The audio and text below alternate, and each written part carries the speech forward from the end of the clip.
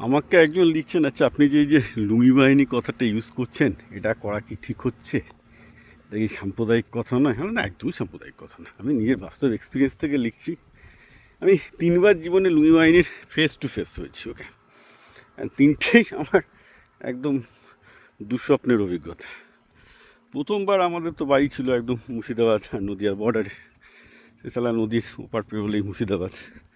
তো যখন ওরকম দাঙ্গা লাগার পরিস্থিতি হতো, এটা 1983-84-এর কথা বলছি, তখনকার দিনে ডাক দিলেই সব লাঠি খাটা করে নদীর ওধারে দাঁড়িয়ে যেত। তখন নদীটা একটা খুব ডিটারেন্সের কাজ করতো আর কি। এই নয় যে এদিককার লোকজনও দাঁড়াতো না, এদিককার লোকজন বন্দুক হাতে নিয়ে দাঁড়িয়ে যেত, অন্য ব্যাপার। সে একটা সময় আমাদের যেতে হয়েছে, ঠিক আছে, ওই সময়টা আমরা দেখেছি। তো ওটা হচ্ছে আমার সাথে লুঙ্গি বাহিনীর ফার্স্ট এক্সপিরিয়েন্স।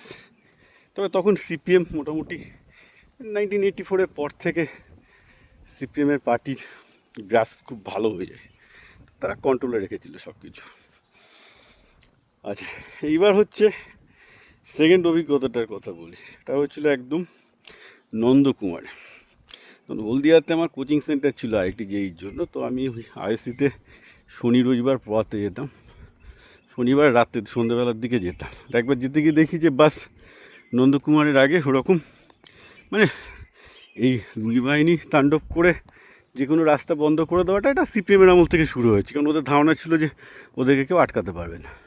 সে দেখি রাস্তার আসবে, রাস্তা খুঁড়ছে সরাসরি, মানে ওই নন্দকুমার থেকে পাঁশকুড়া নন্দকুমার হয়ে হলদিয়ায় যাওয়ার পথে রাস্তা খুঁড়ছে পরিষ্কার। তো যথারীতি বাসে আটকে গেছি, বেজে গেছে 6টা-7টা। বাস বলছে আর যাবে না, উল্টো দিকে বাস আসতে পারছে না, কারণ রাস্তা ওদিকে খুঁড়ে রেখে দিয়েছে অবরোধ। উল্টো দিকে যাওয়া খড়গপুরে ব্যাক করবো সেটাও হচ্ছে না। তো তখন নন্দকুমারে ওখানে একটা রাত্রিতে হোটেলে থাকতে বাধ্য হয়। ও মাই গড, সেই হোটেলটা এখন বেআইনি হোটেল ছিল বলে সব বন্ধ করে দিয়েছে। মানে এখন ওই হোটেলটার কঙ্কাল, আগেবার যখন দীঘাতে গেলাম দেখলাম হোটেলটার কঙ্কাল এখনও পড়ে রয়েছে। ওই হোটেলে এক রাত্রি কাটানোর এক্সপিরিয়েন্স, মানে ওটা হচ্ছিলো একদম মদ গাঁজা জুয়া বেশ্যাবৃত্তি সব কিছু চলতো ওই সময়। তখন নন্দকুমারে কিচ্ছু নেই, মানে হোটেলটা হচ্ছে একদম দুর্বৃত্তদের আখড়া। ওই একটা রাত্রি দুর্বৃত্তদের মধ্যে ঘুমিয়ে থাকা, উফ, লাইফ হাতে করে নিয়ে থাকতে হয়েছে, উপায় নেই। সকালবেলায় যতক্ষণ না পর্যন্ত এদিকে ওটা না খুলছে যাওয়ার কোনো উপায় ছিল না তখন। ওকে, সো লুঙ্গি বাহিনী ওটা হচ্ছে আমার সেকেন্ড এক্সপিরিয়েন্স, খুব বিটার এক্সপিরিয়েন্স। তারপর থার্ড এক্সপিরিয়েন্স হচ্ছে যে বেসিক্যালি ট্রেনে পাথর ছোড়া।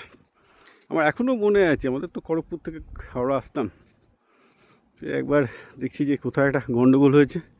সে স্টেশনে, মানে ট্রেনটা আস্তে আস্তে স্টেশনে ঢুকছে, স্টেশনে লুঙ্গি পড়া বাহিনী পুরো পাথর ছুটতে ছুটতে এগিয়ে আসছে। আর ভাবুন, মানে লোকাল ট্রেনের মধ্যে সব লোকজন বসে আছি, আমরা যাব কোথায়? সবাই মাথা নিচু করে পালানোর চেষ্টা করছে। তবে যখন দেখা গেল পালানো যাবে না, 2-1 লোক মার খেয়ে গেল, তারা আবার ট্রেন থেকে নিচে এসে আবার উল্টো দিকে ট্রেন যখন সবাই মিলে ট্রেন থেকে যখন উল্টো দিকে পাথর ছোড়া শুরু করলো, তখন উল্টো দিক থেকে আবার দেখছি বোম মারা শুরু হয়ে গেল পেট। আর এটা সিপিএমের আমল, বাজবে, এটা তৃণমূলের আমল না। সুতরাং যারা আজকে ভাবছেন যে এই যে তৃণমূলের যে নষ্টের জিনিস তৈরি করেছে, এটা একদম সবেধনমণি সিপিএমের তৈরি করা জিনিস। আমরা যারা বহুদিনের পুরনো পাপি, পুরো সিপিএম জমানাটাকে নিজেদের চোখে দেখেছি, হাত দিয়ে এক্সপিরিয়েন্স করতে হয়েছে, দেহ দিয়ে অনুভব করতে হয়েছে, তারা জানি যে আজকে তৃণমূলের যে পাপ দেখছেন সিপিএমের আমল থেকে এগুলো শুরু হয়েছিল। এবং একজন এখন মানে সিপিএমের এইসব উষ্পালন দেখে না হাসি পায়, টোটাল হাসি পায়।